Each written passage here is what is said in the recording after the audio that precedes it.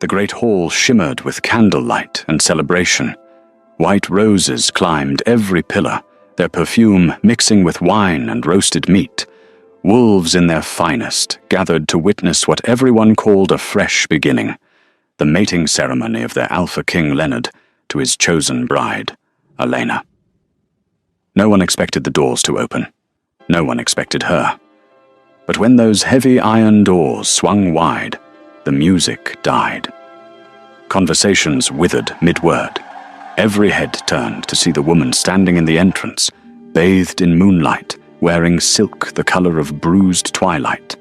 Her dark hair spilled over bare shoulders. Her eyes, once gentle and pleading, now held the calm of someone who had walked through hell and emerged forged in its flames. Nadia, the barren Luna, the failed mate, the woman they whispered about in corners, or shaking their heads with pity or disdain. Except she was not alone. Two small boys stood on either side of her, their hands tucked into hers.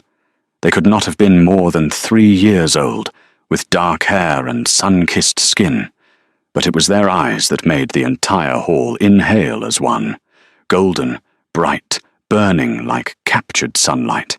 And behind them, filling the doorway like a living shadow, stood a wolf so massive that even the guard stepped back, Armani, alpha of the Shadow Pack, a legend whispered about in the Northern Territories where winters killed the weak and only the ruthless survived. Nadia took one step forward, then another.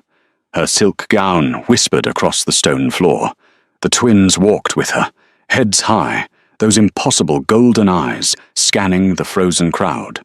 At the altar, Leonard stood with his hand half raised, his face cycling through shock, recognition, and something that looked dangerously like shame. Beside him, Elena looked between her almost husband and this stranger with growing confusion. In the front row, Uriel, Leonard's mother, the woman who ran this pack from behind her son's throne, gripped her champagne glass so tightly the crystal began to crack. Nadia stopped 10 paces from the altar. The silence in the hall was so complete you could hear the candles burning. When she spoke, her voice was not loud. It did not need to be. "My name is Nadia," she said.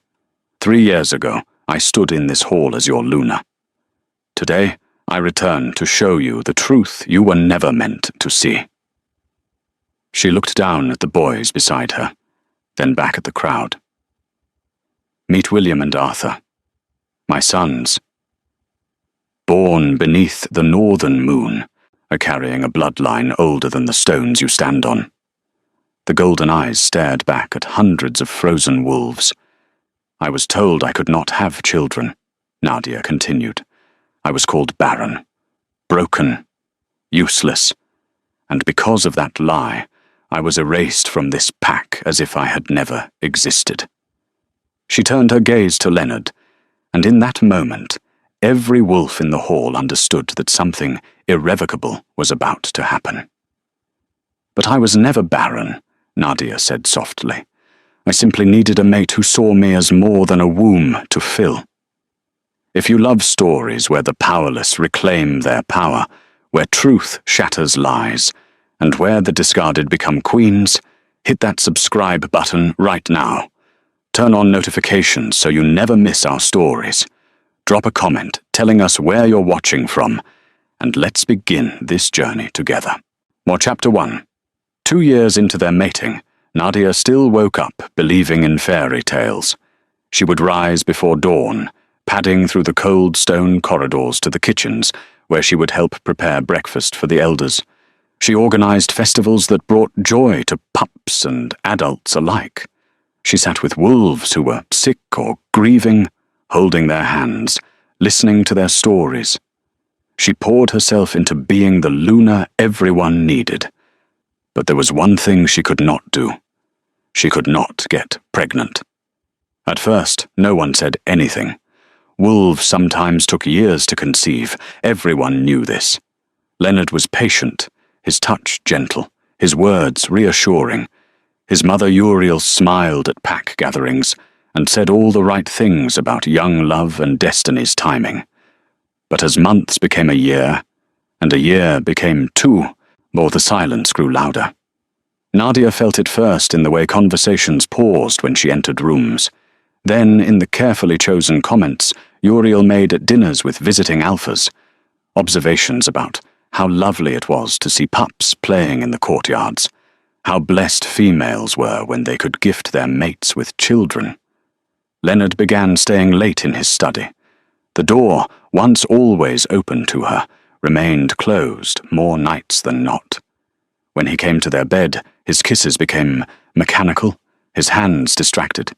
He stopped asking about her day, stopped sharing his worries, stopped seeing her as anything beyond a problem that needed solving. Nadia tried everything. She drank bitter herbs that made her stomach cramp. She fasted during full moons until dizziness made her stumble. She prayed to gods whose names she barely remembered, while whispering desperate bargains into the darkness. Nothing worked. One afternoon, a young warrior named Cassandra found Nadia in the gardens, staring at nothing. "Luna," Cassandra said hesitantly, "the pack is talking." Nadia looked up. "About what?" "About—" Cassandra glanced around to make sure they were alone. "They say you cannot give the Alpha King children. They say you are—" She stopped, unable to finish. "Barren," Nadia finished for her. The word tasted like poison. "I do not believe them," Cassandra said quickly. "I think they are cruel. But I thought you should know." That night, Nadia went to see Matthias, the pack healer. He was old, his hair silver as moonlight, his hand steady despite his years. He examined her in silence, his expression revealing nothing. When he finished, he sat back and looked at her with something close to pity. "You are fertile, Luna," he said quietly. "Your body is strong, healthy. There is no reason you cannot conceive." Relief washed over her so powerfully she nearly wept. "Then why have I not?" "Sometimes bloodlines are incompatible," Matthias interrupted gently. "It does not mean either wolf is flawed. It simply means they were not meant to create life together. Like fire and water, both powerful, but they cancel each other out." The relief died, replaced by cold understanding. "Does Leonard know this?" Matthias hesitated, just long enough to answer the question. "He has been informed of your health," the healer said carefully. "Yes." "When?" 6 months ago." 6 months? Half a year of knowing the truth and saying nothing, or half a year of letting her believe she was broken while he and his mother made other plans. Nadia stood on shaking legs. "Thank you for your honesty, Matthias." She walked back to the manor in a daze. 6 months ago, Leonard had learned she was not barren, just incompatible with him. And instead of telling her, instead of discussing what this meant, he had kept silent. She found him in his study that night, papers spread across his desk, a glass of wine at his elbow. When she entered, he did not look up.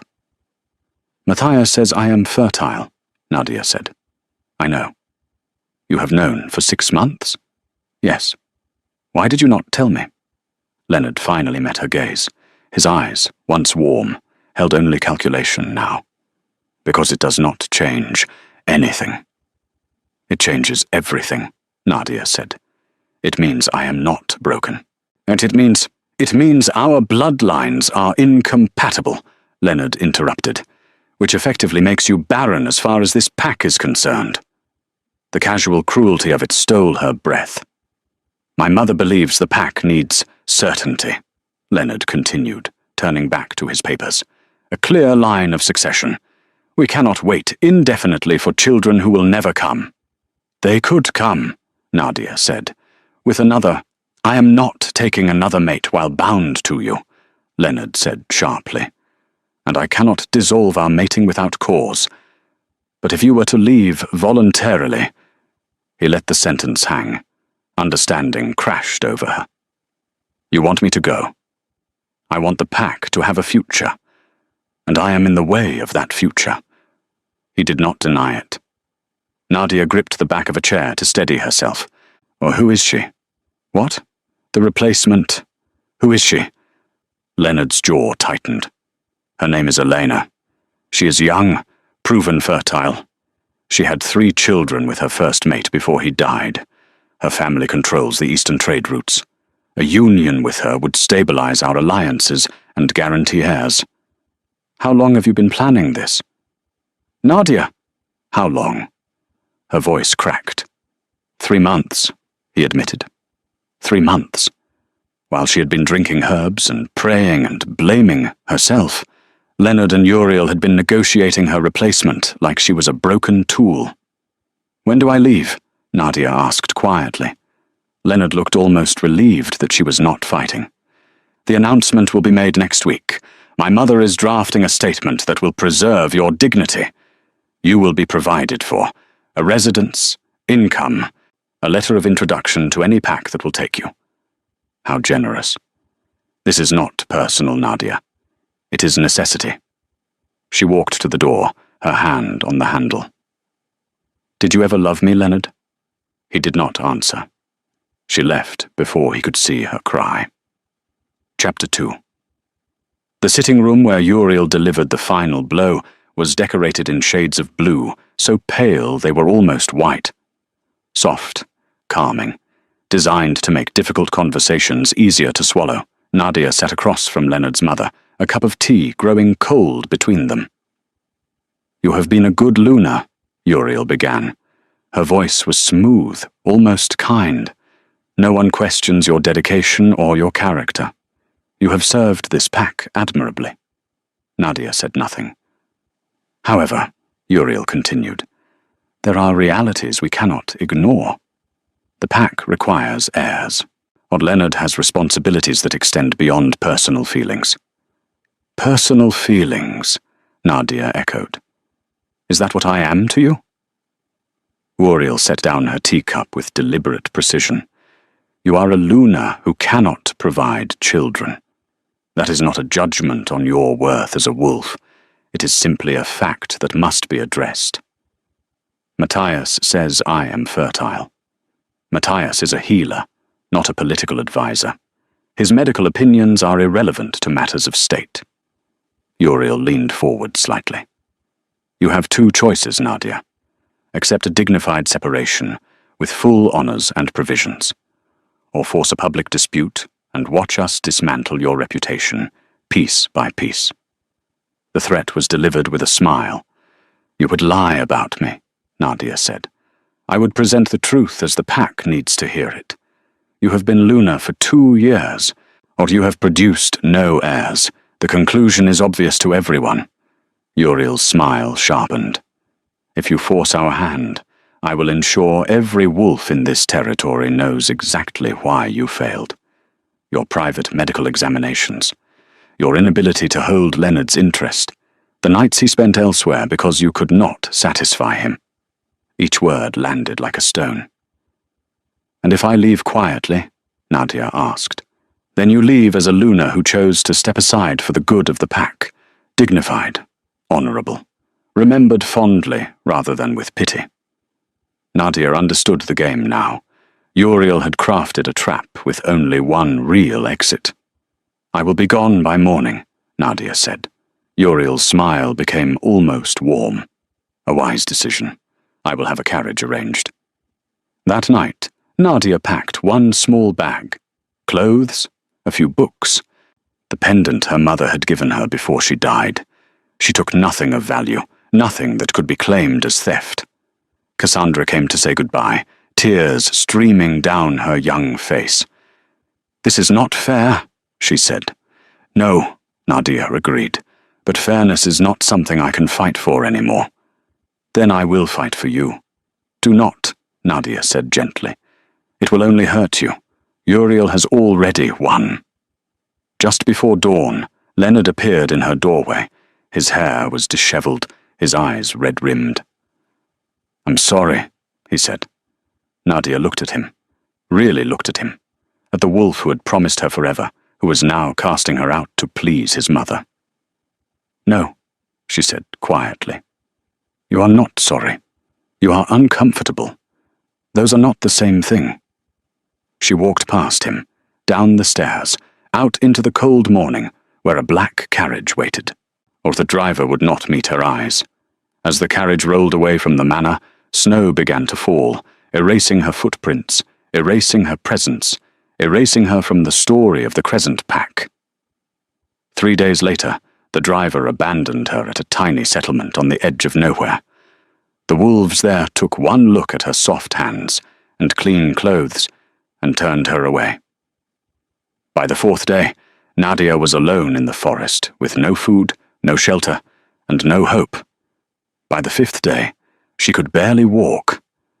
By the 6th day, she collapsed in the snow and thought that maybe this was mercy. Maybe disappearing into the white silence was better than facing a world that had rejected her so completely. Her eyes drifted closed. That was when she smelled him. Pine and smoke and something wild, like the forest itself had taken form. Her footsteps crunched through the snow.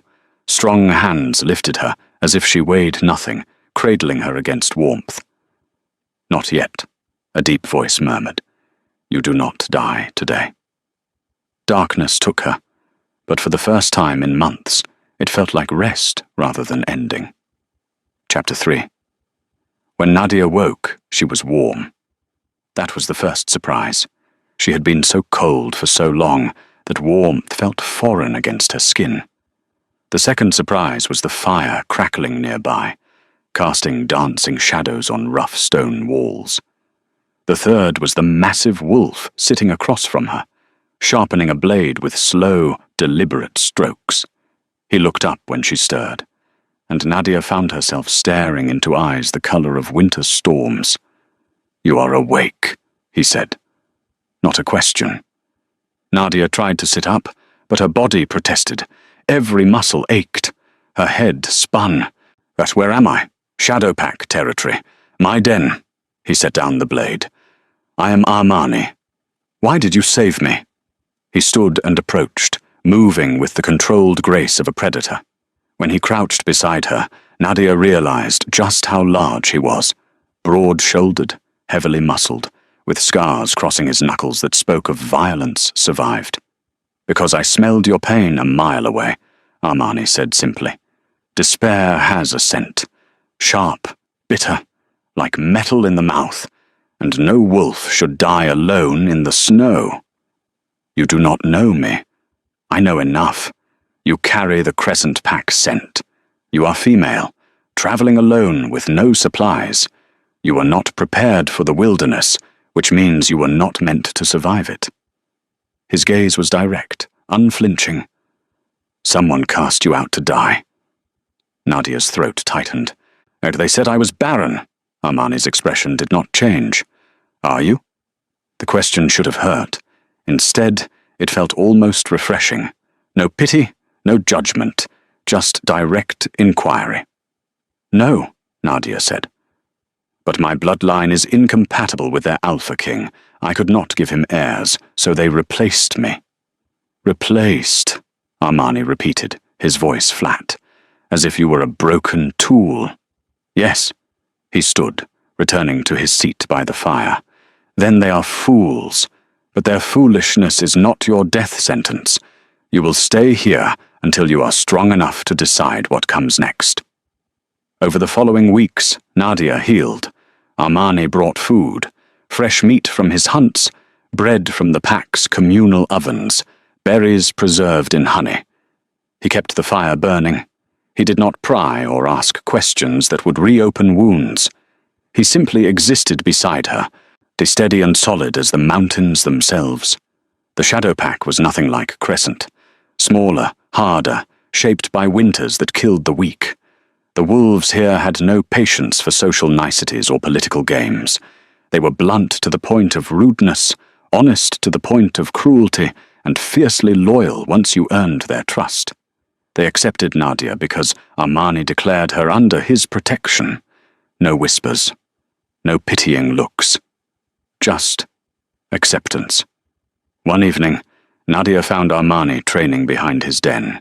He moved through combat forms with lethal precision, his body a weapon honed by years of survival. She watched from the tree line, fascinated by the controlled violence in every movement. He noticed her eventually. "Do you want to learn?" "I am not a warrior," Nadia said. "You should be, or the world is not kind to wolves who cannot defend themselves." He gestured for her to approach. "Come." He taught her the basics, how to stand, how to move, how to use an opponent's weight against them. He was patient, but demanding, correcting her stance, adjusting her grip, making her repeat movements until muscle memory took over. By the end of the first session, Nadia was bruised and exhausted. But she felt alive. The training continued. Every evening she met him in the clearing. He pushed her harder each time, teaching her to hunt, to track, to move silently through snow. He taught her to trust her instincts, to stop thinking like a loner and start thinking like a predator. And slowly, Nadia transformed. The soft, submissive wolf who had been cast out disappeared. In her place emerged someone harder, sharper, forged in cold and hunger and the absolute refusal to ever be erased again. 3 months after her arrival, Nadia realized something had changed between them. The way Armani looked at her had shifted from assessment to something warmer, the way his hand lingered when he corrected her form, the way he watched her when he thought she was not looking, and the way her heart raced when he was near. One night, beneath a blood-red moon, Nadia stood at the edge of the forest, breathing in the cold air. Armani approached silently, stopping beside her. "You think about going back," he said. "No." Her voice was firm. "I think about what I left behind. There is a difference." "What did you leave?" "A lie. A title that was never really mine. A mate who valued power over love." She turned to face him. "And a version of myself I never want to be again." Armani studied her in the moonlight. His eyes traced her face with an intensity that made her breath catch. "What do you want now?" Nadia met his gaze. "I want to stop being what others expect. I want to be chosen for who I am, not what I can provide. I want to matter to someone because of my strength, not be discarded for my supposed weakness." "Then stay," Armani said simply. "Stay here, with me." "Why?" He reached out, his fingers brushing her cheek with surprising gentleness.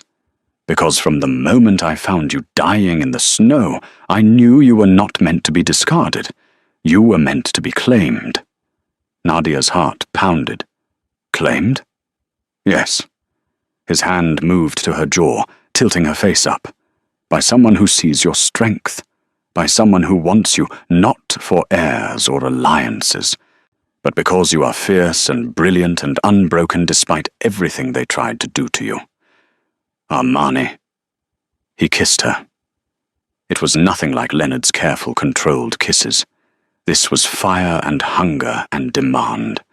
Armani kissed her like he wanted to consume her, like he had been holding back for months, and finally could not anymore. Nadia gasped against his mouth, her hands fisting in his furs. She had forgotten what it felt like to be wanted like this, truly wanted, not as a political necessity, but as a person worth claiming.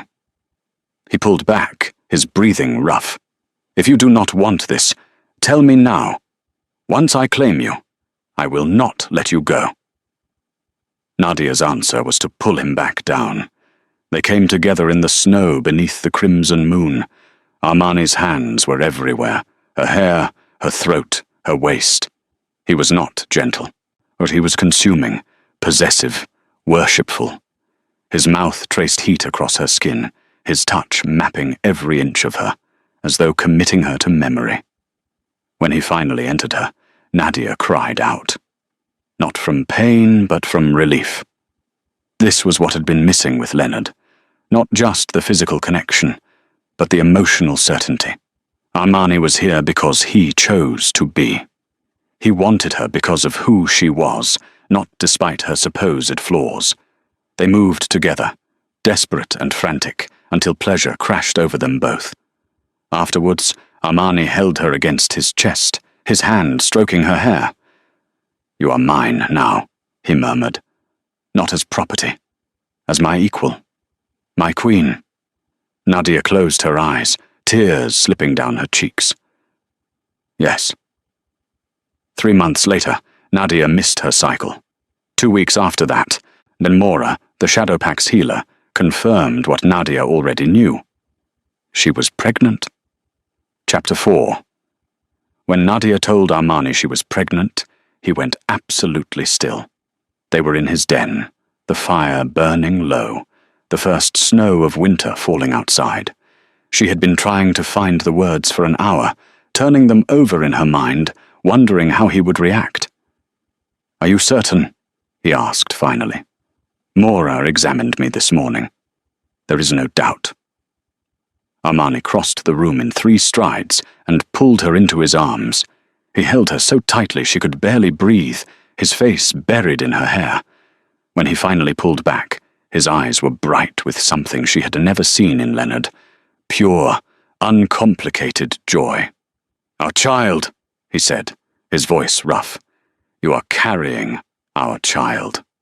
Nadia nodded, tears streaming down her face, as after years of trying, years of failure, years of being told she was broken, she was pregnant. The relief was so overwhelming she could barely stand. The Shadow Pack celebrated when Armani announced the news. Wolves who barely knew Nadia brought gifts, blankets they had woven, meat from their hunts, herbs for health and strength. In this pack, new life was not a political tool. It was a blessing. At 3 months, Mora made a discovery that changed everything. "There are 2 heartbeats," the old healer said, her hand pressed to Nadia's swelling belly. "You carry twins." Nadia stared at her. "That is not possible." "It is happening whether possible or not." Mora smiled, rare warmth in her gruff features. "2 strong heartbeats, both growing well. This is powerful magic. Twins are rare, even in the strongest bloodlines." When Armani heard, he lifted Nadia clean off her feet and spun her around despite her laughing protests. "2," he kept saying, "2 children, 2 souls we created together." The pregnancy was not easy.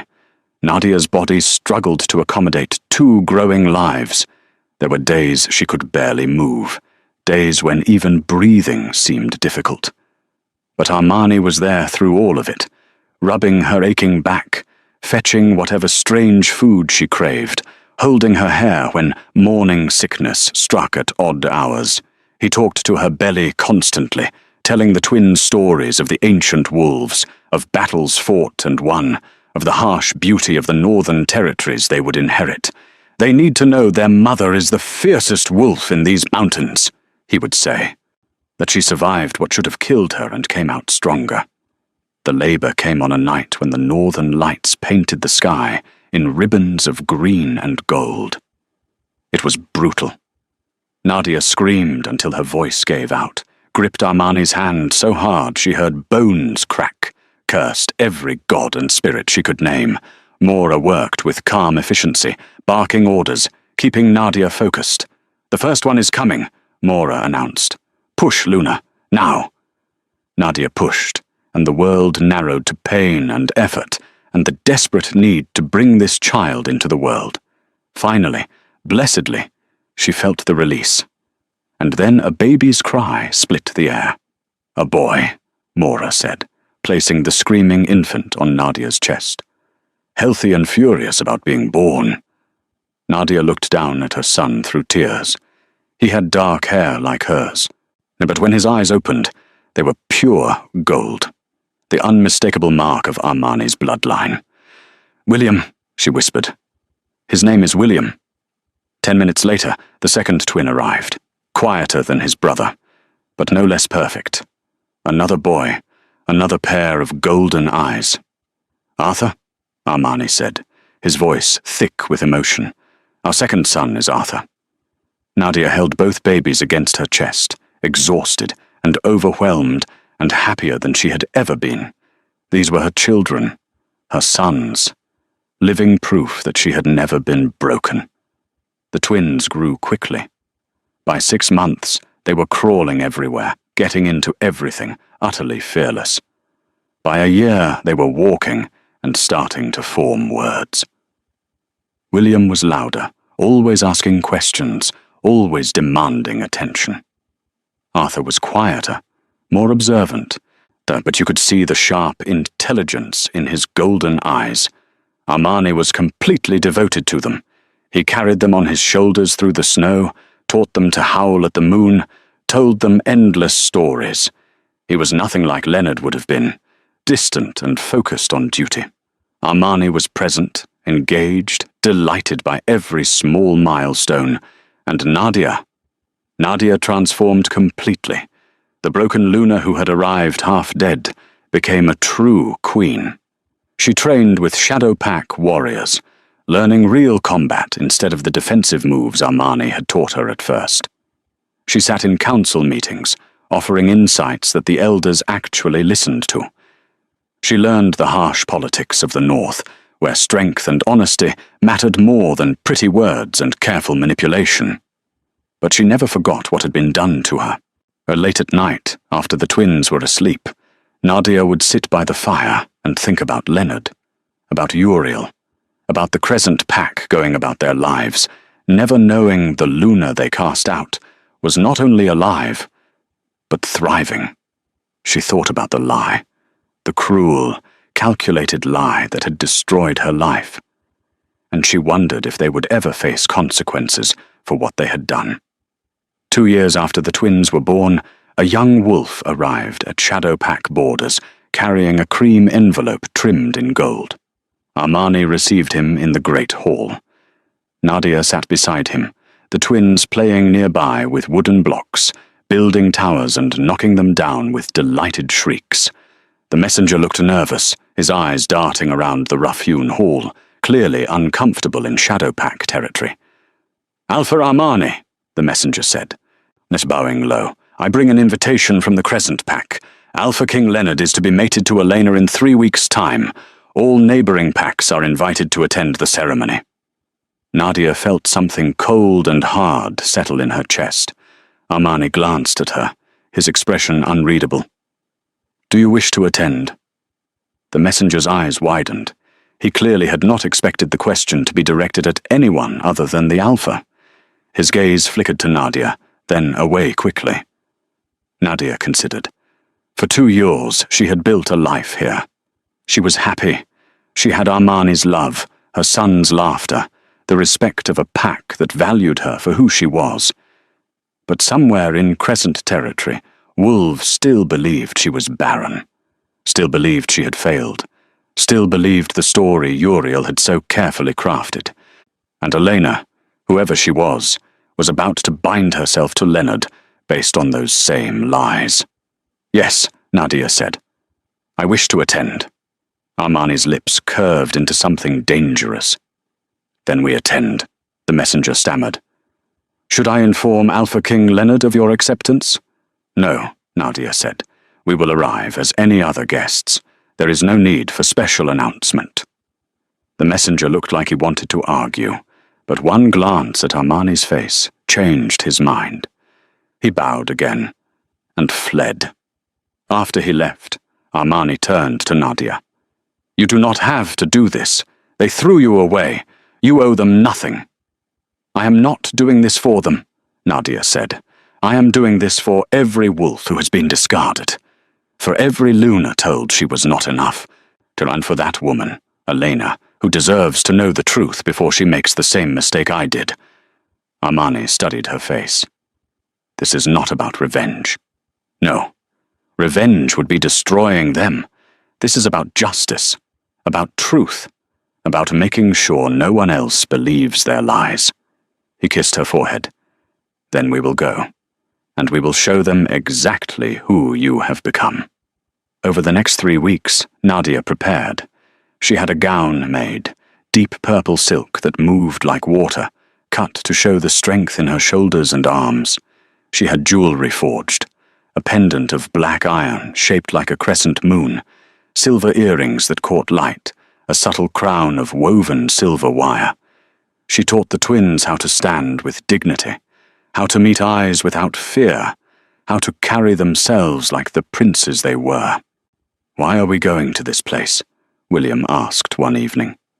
"To show them something important," Nadia replied. "What?" "The truth always rises, that lies always crumble, that wolves who are cast aside can become queens." The night before they left, Armani found her standing at the window, looking out at the snow-covered mountains.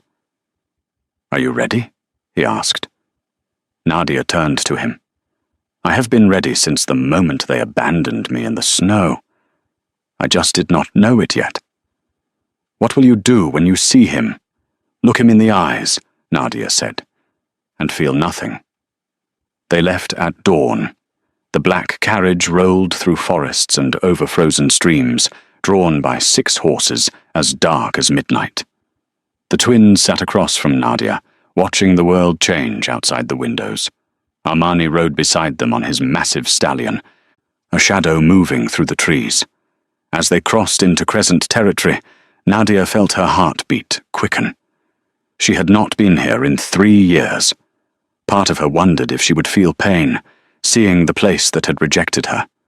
But all she felt was calm. She was not the same wolf they had cast out. That Nadia had died in the snow. This Nadia was a queen. Chapter 5. The great hall was exactly as Nadia remembered it.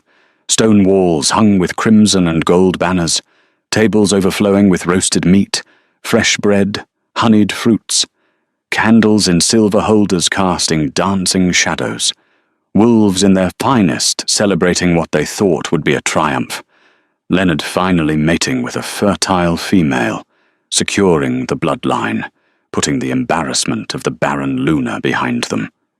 The music was loud, the laughter louder. The wine flowed freely, and then the doors opened. The sound cut through the celebration like a blade through silk. Conversations died mid-word. The musicians' hands faltered, notes trailing into silence. Every head turned. A woman stood in the entrance, framed by moonlight. She wore silk the color of twilight storms, cut to show powerful shoulders and elegant collarbones. Her dark hair spilled free over her back. Around her neck hung a pendant of black iron, the crescent moon symbol of the Shadow Pack. But it was her eyes that held the room frozen. Eyes that had once pleaded for love, now held the calm certainty of someone who had survived hell and emerged tempered by its flames. Beside her stood 2 small boys, their hands tucked into hers. 3 years old, perhaps, dark-haired, golden-eyed, and behind them, defilling the doorway like a living shadow, stood Armani. Even wolves who had never seen him knew instantly who he was. The alpha of the Shadow Pack, the northern legend, the wolf other alphas whispered about with equal parts fear and respect. Nadia walked forward. Her steps were unhurried, deliberate. The twins matched her pace, their golden eyes scanning the frozen crowd with preternatural calm. Armani followed, his presence so overwhelming that wolves instinctively moved aside. At the altar, Leonard stood with his hand frozen mid-gesture. He wore ceremonial robes of crimson and gold, his hair perfectly styled, his face cycling through shock and recognition, and something dangerously close to shame. Beside him, a young woman with honey-colored hair looked utterly confused. Elena. She glanced between Leonard and the approaching stranger, while trying to understand.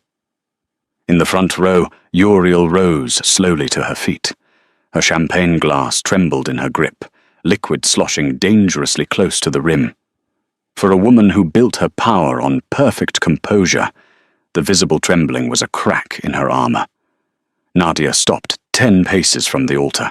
The silence was so complete that you could hear individual candles burning. "My name is Nadia," she said.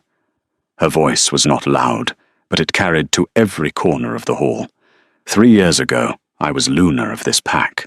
I served with honor. I cared for your elders, organized your festivals, poured my heart into being what you needed. She paused, letting the words settle like snow.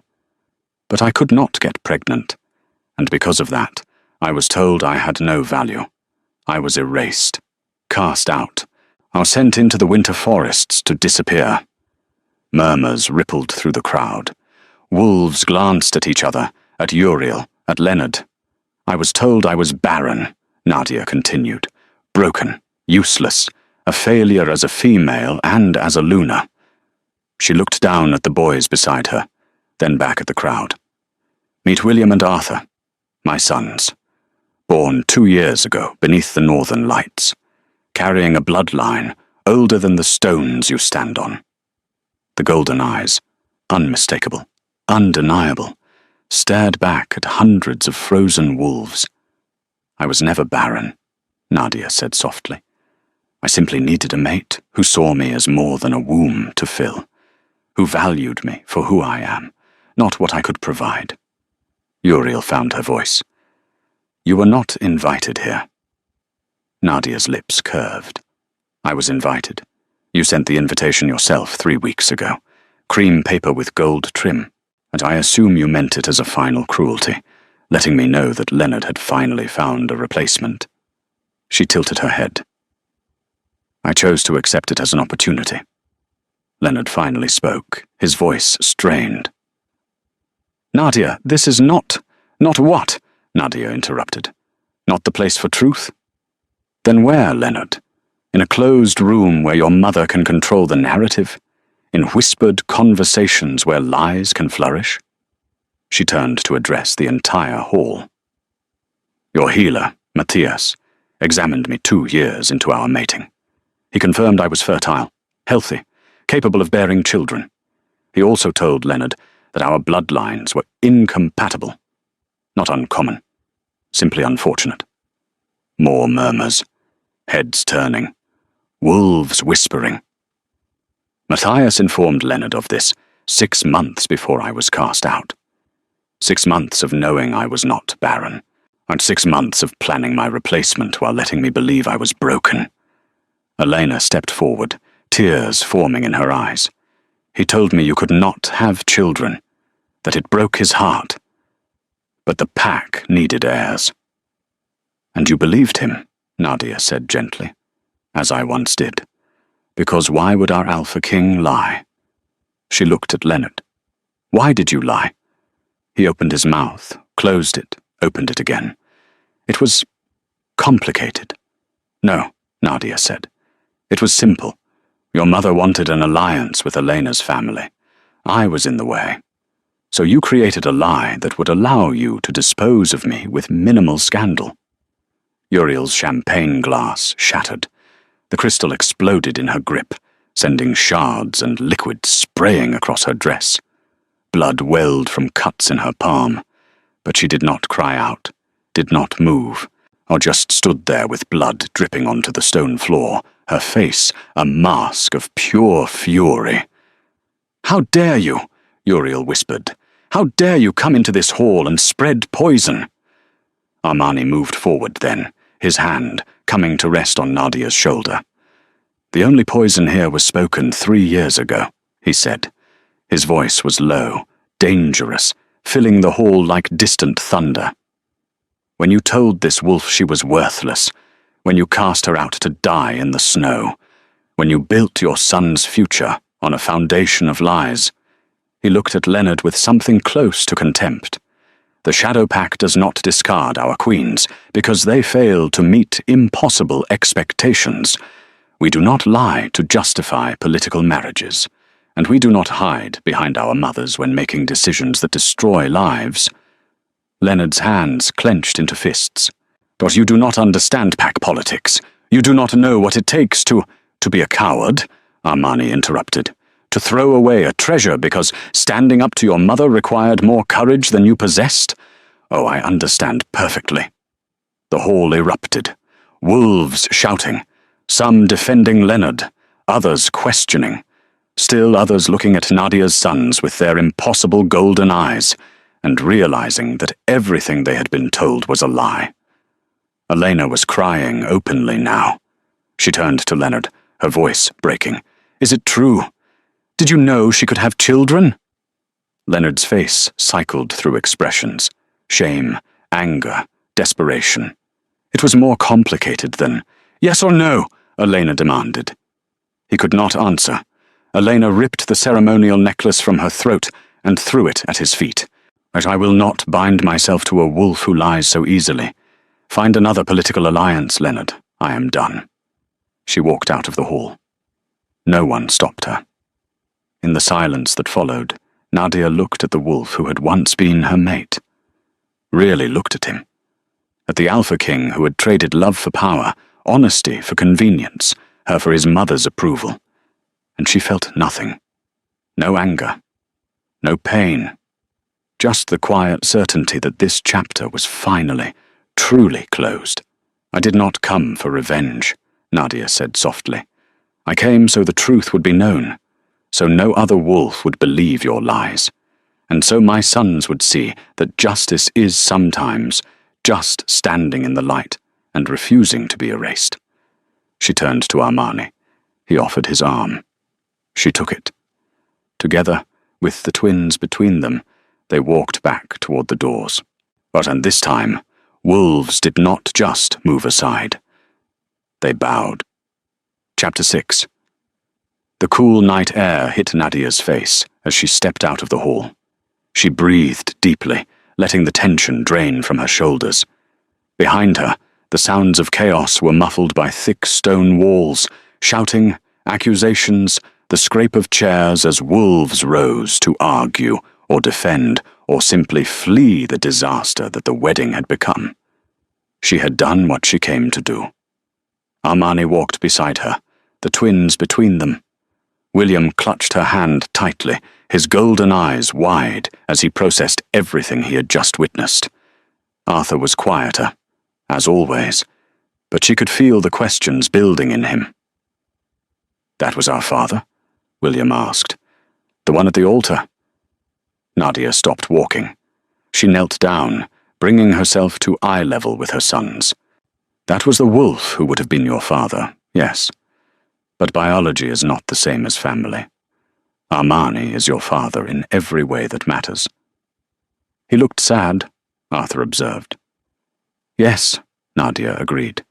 "He made choices that led to sadness.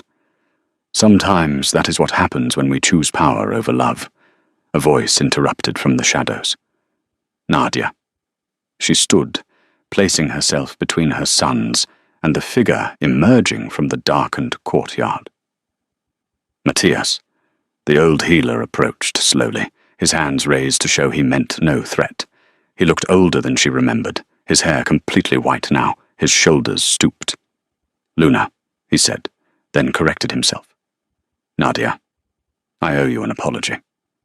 "You told the truth," Nadia replied. "That is more than most did." "I told the truth quietly," Matthias countered. "To Leonard in private, where it could be ignored. I should have spoken loudly, in front of the council, in front of the pack. I should have made it impossible for them to lie." "Why did you not?" Matthias's shoulders sagged. "Because I was afraid. Uriel has power in this pack. She has allies. I convinced myself that keeping my position meant I could help more wolves in the long run. But in helping the many, I sacrificed you. And that was wrong." Nadia studied him. There was genuine regret in his eyes, real shame in the set of his shoulders. "Thank you for saying that. Does it help?" "A little." She paused. "Will you stay? With the Crescent Pack? For now. Someone needs to tend to the sick. And perhaps," he glanced toward the hall, "perhaps now that the truth is out, things can change. Slowly. But change nonetheless." Nadia nodded. "Then I wish you well, Matthias. Truly." The old healer bowed, deeper than protocol required, and walked back toward the manor. As Nadia turned to continue to the carriage, footsteps sounded behind her. Faster this time, urgent. "Nadia, please." "Leonard." She should have known he would follow. Armani growled low in his throat, a sound that made the hair on Nadia's arm stand up, but she touched his arm gently, stopping him. "Take the boys to the carriage," she said quietly. "I will be there soon." I do not trust him. I know, but I need to do this. Please. Armani studied her face, then nodded reluctantly. He gathered the twins, lifting William onto his shoulders and taking Arthur's hand. "You have 5 minutes," he said to Nadia. Then, to Leonard, "If you harm her, there is no power in this territory that will protect you." He walked away, leaving Nadia alone with her former mate. Leonard looked terrible. His ceremonial robes were disheveled, his hair falling into his eyes, his expression somewhere between desperate and destroyed. "Thank you," he said, "for hearing me out." "I am not doing this for you," Nadia replied. "I am doing this for me, so I can leave with no regrets." "I understand." He took a breath. "I need you to know that I did love you, once, in the beginning. I know you did." "Then what happened?" His voice broke. "When did it stop being enough?" Nadia considered the question, really considered it. "It stopped being enough the moment you started listening to your mother more than your own heart. When you started seeing me as a responsibility rather than a partner. When producing heirs became more important than honoring the vows we made. I was trying to be a good alpha. No, you were trying to be the alpha your mother wanted you to be. Those are not the same thing." Nadia stepped closer. "Do you know what Armani said to me the night I told him I was pregnant?" Leonard shook his head. He said, "Our child, our legacy. Not my heir, or the future alpha. Our child. As though the miracle was not in what the child would become, but in the fact that we had created life together." She smiled sadly. "You never spoke like that. Even when we were trying to conceive, it was always about the pack, about bloodlines, about your mother's expectations." "I did not know how else to be." "I know, and that is the tragedy." Nadia's voice softened. "You are not a bad wolf, Leonard. You are simply a weak one, and the world requires more strength than you were willing to give." Leonard flinched as though she had struck him. "Can you forgive me?" "Forgiveness is not something you earn by asking for it," Nadia said. "It is something that happens when the person you hurt no longer cares enough to stay angry. And do you care?" Nadia looked at him, really looked at him, at the wolf who had been her first love, her first heartbreak, her first lesson in recognizing her own worth. "No," she said, "I do not care anymore.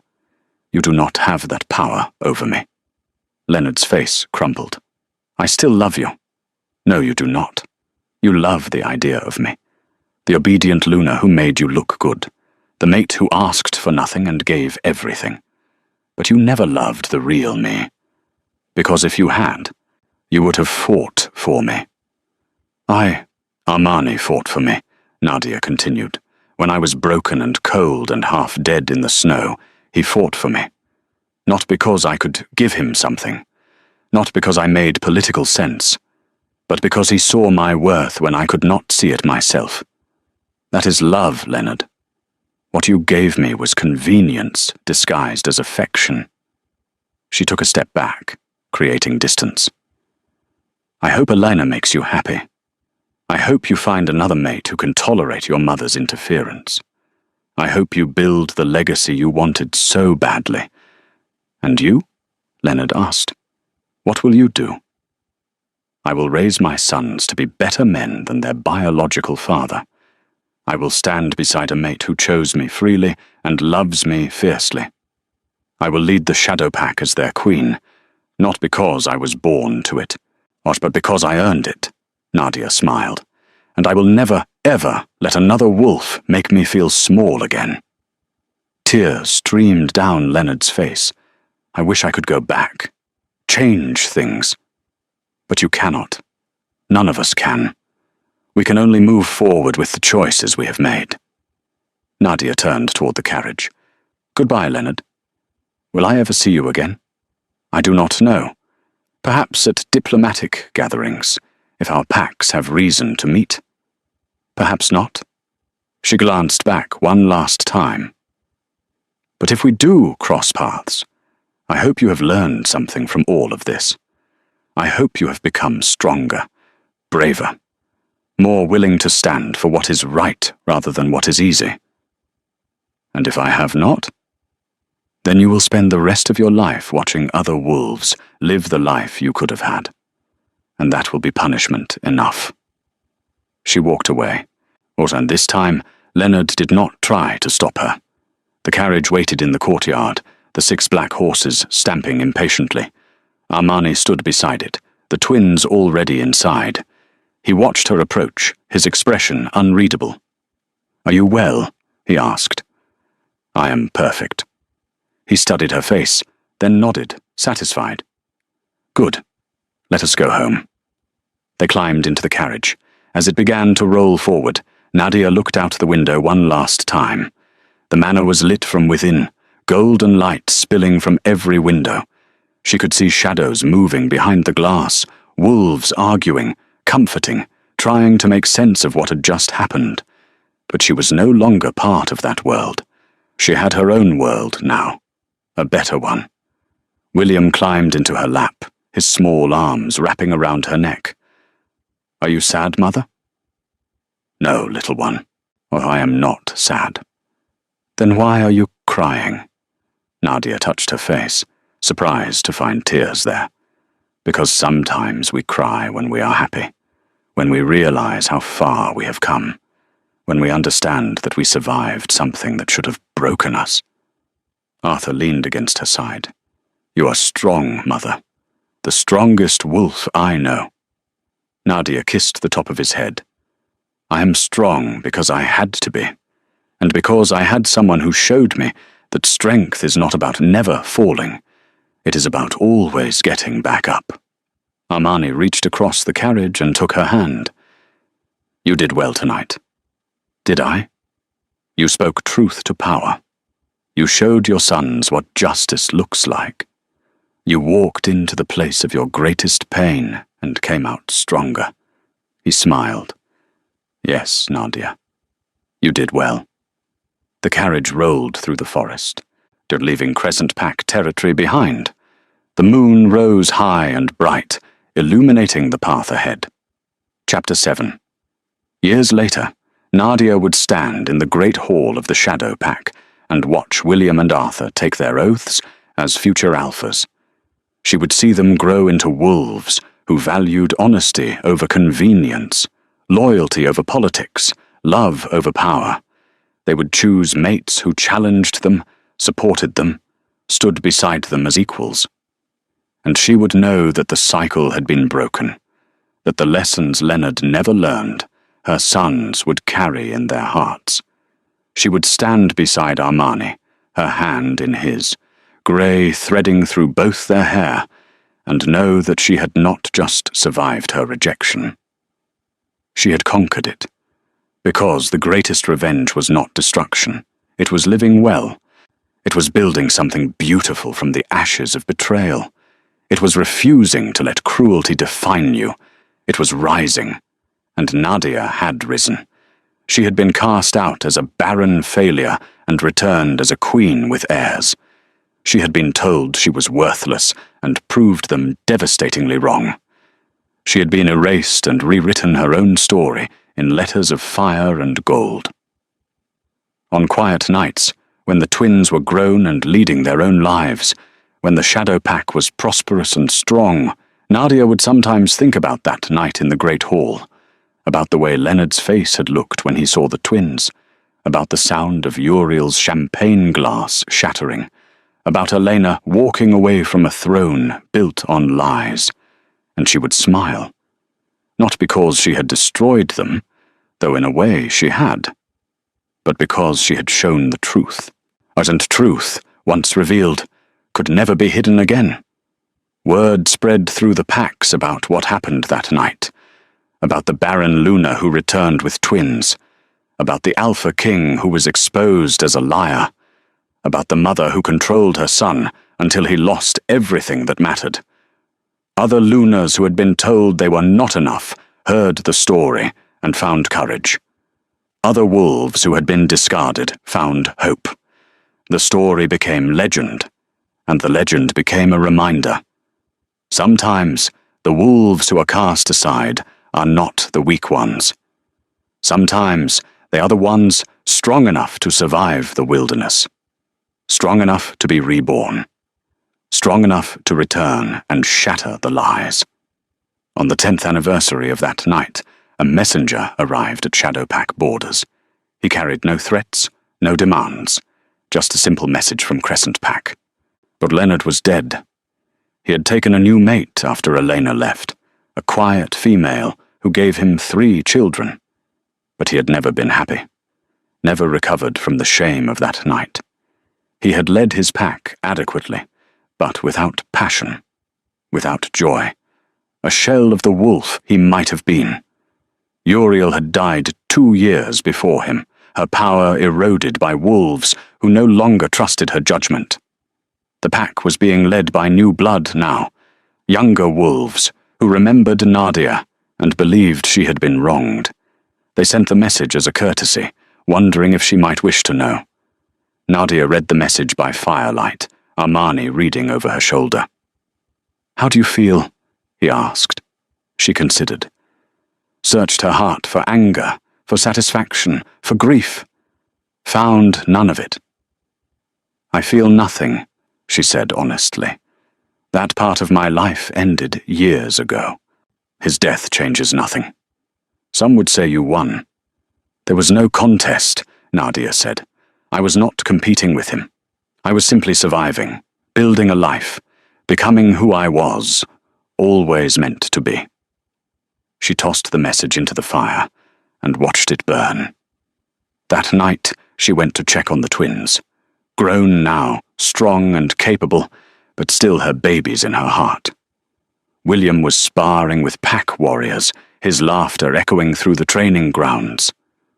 Arthur sat in council with the elders, his quiet wisdom already earning their respect. They would make fine leaders someday, better than Leonard ever was, because they had learned from watching their mother rise from ashes, because they knew that true strength came not from power, but from the courage to stand for truth, even when it cost everything. Nadia returned to her chambers where Armani waited. He pulled her into his arms, and she rested her head against his chest, listening to the steady beat of his heart. "Are you happy?" he asked. Nadia thought about the question, about the life she had built from ruins, about the sons she had raised, about the pack that respected her not because she was born to lead, but because she had earned her place through strength and wisdom, about the mate who had found her dying in the snow and chosen to save her. "Yes," she said, "I am happy." And it was true. She had been rejected, cast out, left to die. She had survived. She had thrived. She had become a queen, not because someone gave her a crown, but because she forged one from the fires that were meant to destroy her. That was her revenge. That was her justice. That was her triumph. And it was more than enough. If this story touched you, if you believe that truth and dignity always win in the end, then we need you to do 3 things. First, hit that subscribe button and turn on notifications so you never miss a story like this. Second, share this with someone who needs to hear it. Someone who has been told they are not enough, who has been cast aside, who has been made to feel small. Let them know their story is not over. Third, drop a comment below. Tell us where you're watching from. Tell us what moment hit you hardest. We read every single comment, and your words inspire our next story. Remember, you are not defined by those who discard you. You are defined by how you rise. And if you have been cast aside, know this: your best chapter may still be ahead of you. The wolves who survive the wilderness come back stronger than those who never had to fight. Until next time, keep rising.